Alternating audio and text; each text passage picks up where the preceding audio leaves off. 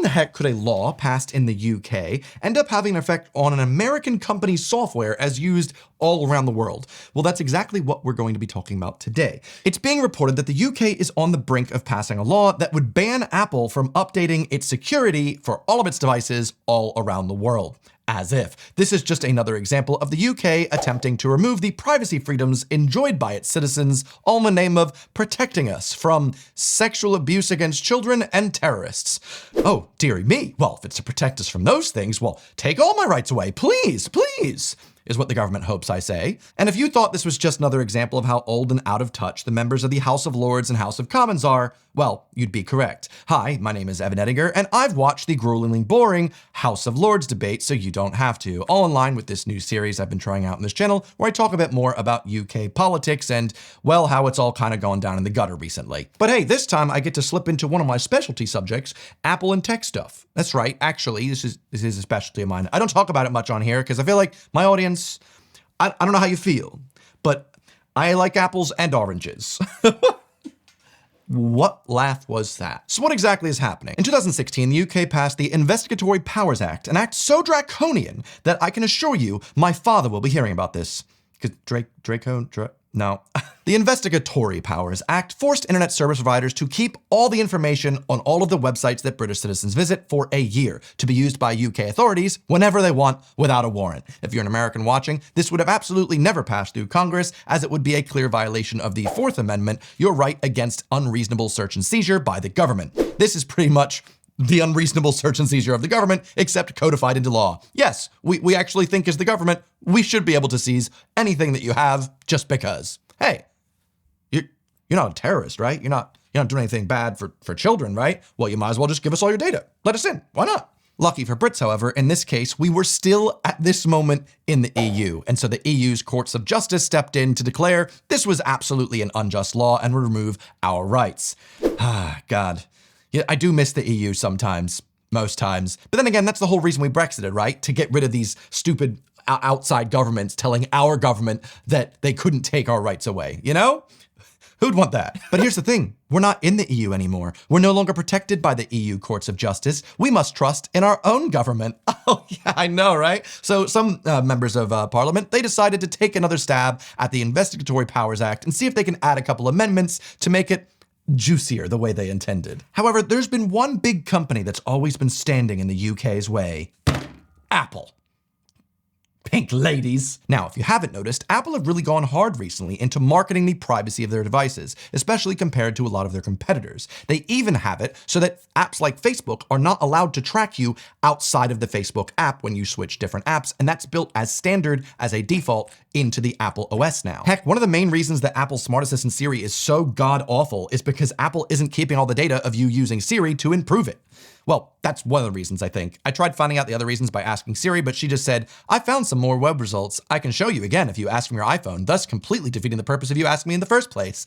But the main thing the UK law is hoping to tackle is FaceTime and iMessage encryption. You see, every time you send an iMessage, those blue bubbles are encrypted end-to-end, meaning nobody except for you and the person you are sending that message to is able to see the contents of that message, provided that you're not backing up your messages using iCloud, because then you are inherently just giving your private key to Apple to hold, and if law enforcement comes knocking at Apple's door like, hey, can we see what messages are on there? They actually can access it.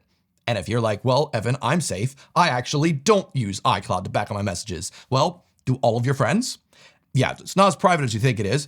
But either way, the point is, end-to-end encryption works in that no one outside of the two people using it are able to access it. You have a private key, you're the only one that can see it, and your friend has a private key, they're the only ones that can see that message as well. Apple has no say in seeing it in between, unless you give them access by backing up with iCloud. But in July of 2023, the UK tried amending the Investigatory Powers Act by adding a bit, making it so that anytime Apple wanted to update the security of its devices, it had to be approved at first by the UK's Home Office. And the more naive among you might be going, oh, well, I don't see how that's a bad thing. Having an extra set of eyes, maybe, the UK government just checking to make sure the security's good. Well, that would be nice in theory if that's what was actually happening. In reality, the exact opposite is what is happening. The UK's Home Office isn't trying to make sure that everything is airtight. They're actually trying to make sure there are actual security holes so they can see through. The UK government isn't worried about the danger coming knocking in their citizens' doors. No, they're like, I am the danger. The proposed amendments to the IPA allow the British government to veto silently any Apple updates to the security if UK security services are currently exploiting them. Wow. So basically, we found this massive security flaw in your system that could negatively impact the privacy and safety of many British citizens. Could you keep that open, please? We're hoping to look in there and just use it ourselves so that we can protect you from the other people using this flaw that we are going to continue to keep up just because we like knowing what you're doing. What are you doing up there? What are you Googling? What are you trying to see? You know? What are you looking at? I don't know why I'm asking. I could just look. It's fine. Okay, but what does the Home Office claim that this actual amendment is for? Well, the Home Office told the BBC it is critical that decisions about lawful access which protect the country from child sexual abusers and terrorists are taken by those who are democratically accountable and approved by Parliament. Oh, the good old trope of, oh, gosh, this is to protect the children. Well, God, if this is to protect the children and it's against terrorists, how can you be against that? What? Are you guys saying you're for terrorism and child abuse? That sounds pretty rough, guys. I guess we gotta vote this one through. Or at least that's what the House of Commons and House of Lords think, or otherwise people that don't know how to read or understand anything technological at all. I'm gonna take a breath now. That's not a good look. Gasp.wav. The IPA proposal would also make it so that non-UK companies must provide a backdoor into their end-to-end encryption. Or basically, we'd like to request non-UK companies do something that is mathematically impossible. You could tell people that write the laws do not understand anything about tech made past 1972. What do you mean this isn't DOS? No reason to update from Windows 95, best edition in my opinion. Wrong. XP, thank you very much. Meaning that somehow, if Apple ends up breaking the laws of mathematics, this would actually have a huge negative impact on the security of every user of every Apple device around the world. It's not just going to affect people in the UK, but everyone. But that's just not how it works. Asking for a backdoor to end-to-end encryption is the same thing as the lawmakers going, we want to understand more about the traffic going in and out of the channel tunnel, so we decided to drill a hole in the top and just have a look through. I'm sure that won't go badly. Now, luckily, in July 2023, Apple did threaten to completely disable FaceTime and iMessage from the UK rather than go through with this because, well, they're being asked to do something mathematically impossible. So they're like, we can't really follow this law. We're just gonna have to back out. And that bought us a bit of time because the UK government decided to postpone things for a little bit until this month. Now you might be thinking, Evan, there's no way that'd pass, right? Right? That's nonsense. Well, as of this week, it just passed in the House of Lords, or as I like to call it, 800 Shades of Grey. Because if you didn't know, the average age, yes, average age in the House of Lords is 71. 71! And hold up. Before we get all the NAB comments, or not all boomers, obviously not all boomers are technologically illiterate. Anyone that's watching this video obviously has the technological know-how to navigate YouTube and find whiny American man complains about British politics. Congratulations, you're actually probably leagues ahead than most of your peers. Peers being a pun based on the peers that are in the House of Lords who are inept and do not know most of anything about technology based on everything here. And you're an innocent person not passing laws that affect mostly other generations other than your own. Now, I did watch the debate in the House of Lords, but it wasn't really much of a conversation or debate at all. It was just a different octogenarian takes the stand and goes, I just wanted to thank the members of the Tory party for working so hard on this with us. And then he'd sit down and someone else would go up and be like, yes, I'd also like to self-congratulate and wank members of the Labour Party and the Lib Dems for working together. They just basically talked about how they're all working together to pass this law, which, did you guys know? It's going to help prevent terrorism and child abuse. That's probably the only thing these people actually understand of it. Now, supposedly, the House of Lords are meant to be specialists, right? That's the whole purpose of it. They're supposed to have some sort of specialist knowledge. Now, I do agree that they definitely have specialist knowledge of, what life was like in the 1950s, but not for these days, because the entire purpose of the debate that I watched from a couple days ago was pretty much just, congratulations, we did it. We're passing a law. We're going to stop those terrorists. No, you're not. That's not what this law is for. Well, we did it, guys. Thank you for showing up to the House of Lords and being paid over £300 per session. Very much appreciated. Let's all go home and watch some Corrie. But in reality, like I said, there wasn't much of a conversation there. Any conversation that would have been had was done in the other place, which is what the House of Lords refer to the House of Commons as. Kind of a fun thing to learn. The other place. They've got this covered. Sure, Jan. So from what I've researched, it looks like this bill is pretty much going to be passed. And if I do call it a bill instead of a law or an act, I'm sorry. It's Americanisms coming out. I just like the word bill. It's friendly. I'm a bill, just only a bill sitting on Capitol Hill? Come on. I need a British song that's a version of that. Someone link me, please. And according to the BBC, we have earlier in January, civil liberties groups including Big Brother Watch, Liberty Open Rights Group, and Privacy International put out a joint briefing against this bill. I mean, I wouldn't want to be against these three groups, which usually are in the best interests of their citizens, but maybe they thought, Big Brother, is that still on? Don't support them.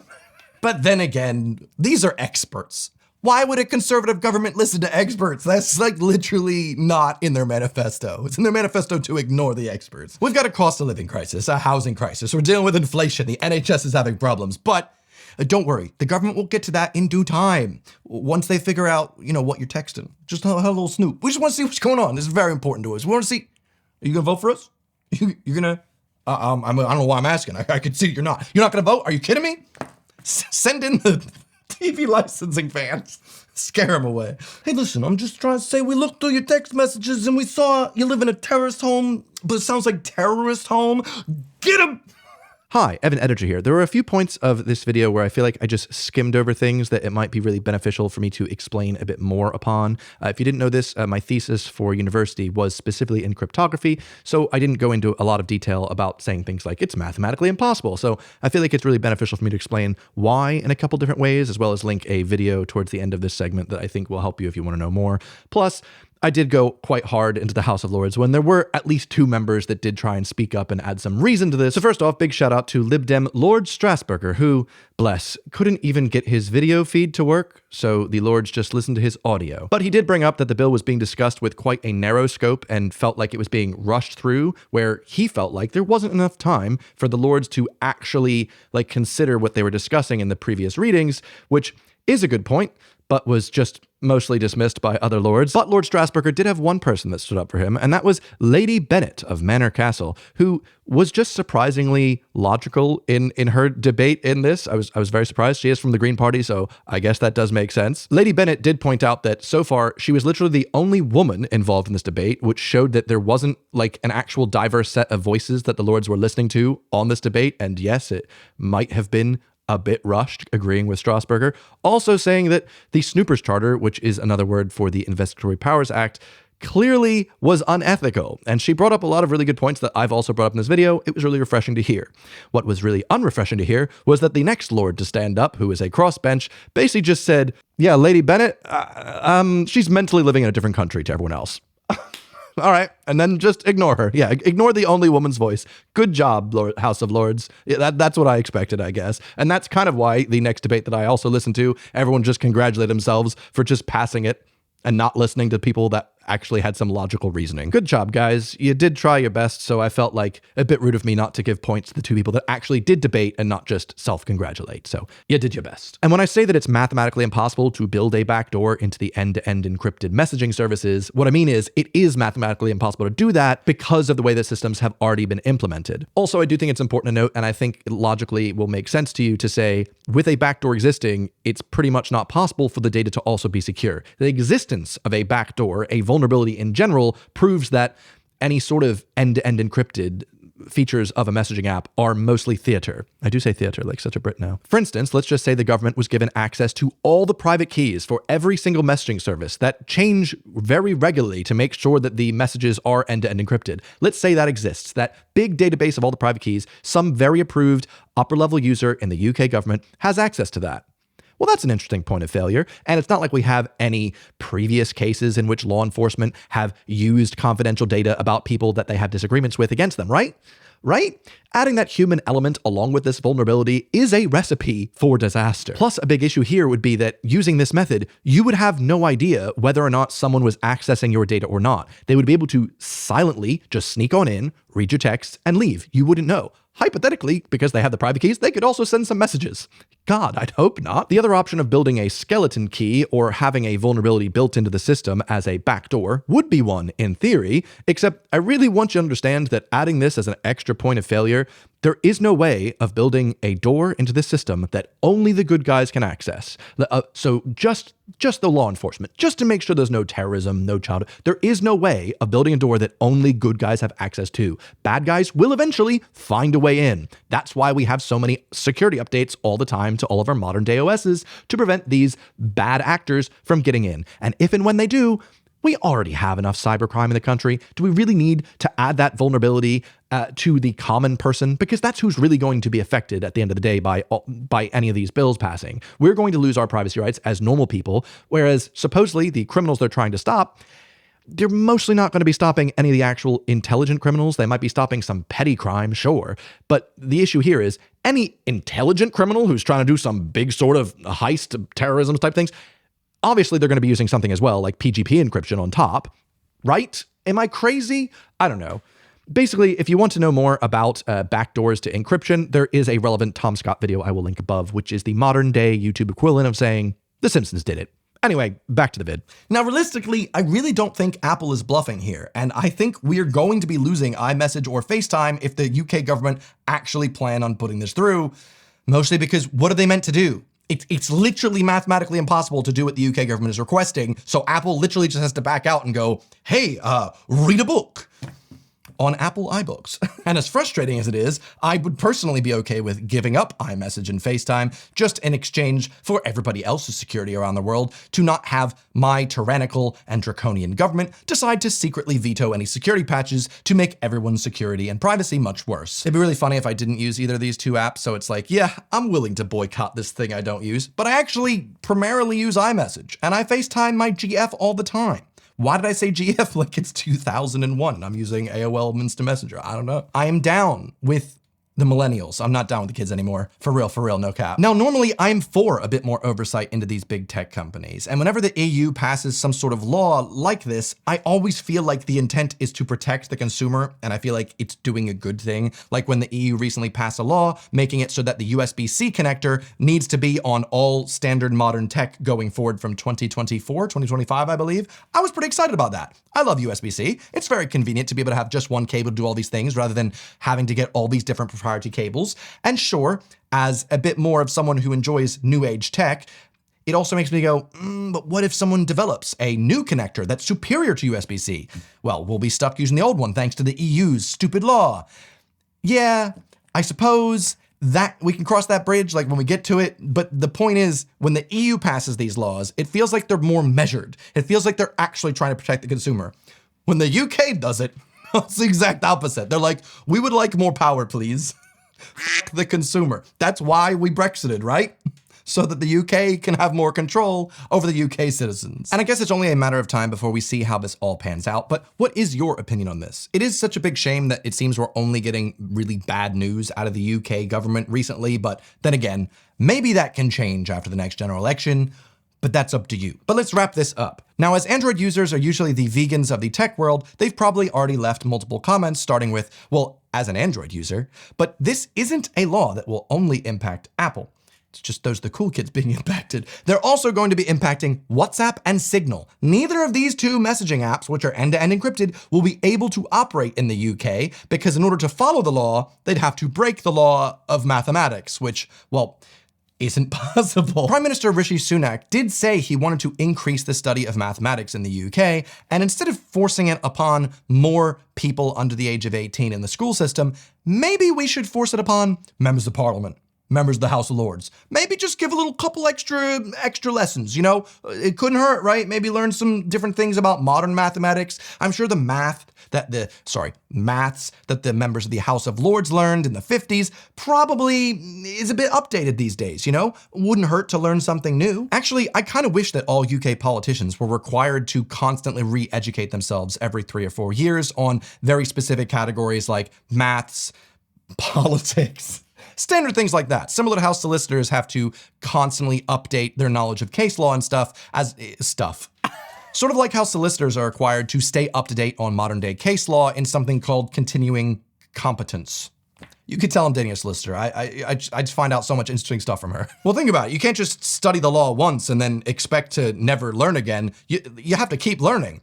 Same should be the case for politicians, especially if they're trying to pass laws that break the laws of mathematics. How many times do I gotta say this? How many times do I gotta say this? I'm a math guy, and I'm upset you're trying to break our laws, okay? The House of Lords is meant to provide specialist knowledge on specific subjects, but these days it feels like the specific subjects that they're desperately lacking is what life is like for those born after 1980. And no, I'm not referring to those that got their lifelong peerage in their 30s just for knowing how white Boris Johnson likes his tea. Just a thought. maybe the lifelong peerage program of the House of Lords needs to be rethought a bit, especially if the only specialist subject of any of the House of Lords have in common is just how out of touch they are. Anyway, I have no idea how to convince you to subscribe to my channel if you're someone that just watches from recommendations, so I guess I just won't. Thank you for watching my video anyway. I very much appreciate it. You took time out of your day to catch up with me, so thank you. If you'd like, I have a different video you can watch. This one is literally, it's good. It's good, all right? I'm not trying to oversell it. I don't want to overhype it. You're gonna watch this and be like, no, it's good. It's good. Anyway, I'll see you on my channel next Sunday. Goodbye.